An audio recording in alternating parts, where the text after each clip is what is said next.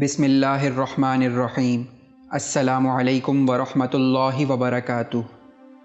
ایک شخص نے رسول اللہ صلی اللہ علیہ وآلہ وسلم کی خدمت میں عرض کیا کہ اے اللہ کے پیغمبر صلی اللہ علیہ وآلہ وسلم، نیکی کے ابواب یعنی ثواب کے کام بہت ہیں، اور یہ بات میری طاقت سے باہر ہے کہ میں ان سب کو بجا لاؤں، لہٰذا آپ مجھے کوئی ایسی بات بتا دیجئے جس کو میں مضبوطی سے تھام لوں اور اس پر کاربند ہو جاؤں، اور بس وہی میرے لیے کافی ہو جائے۔ اسی کے ساتھ یہ بھی عرض ہے کہ جو کچھ آپ صلی اللہ علیہ وآلہ وسلم بتائیں وہ بہت زیادہ بھی نہ ہو، کیونکہ خطرہ ہے کہ میں اس کو یاد بھی نہ رکھ سکوں۔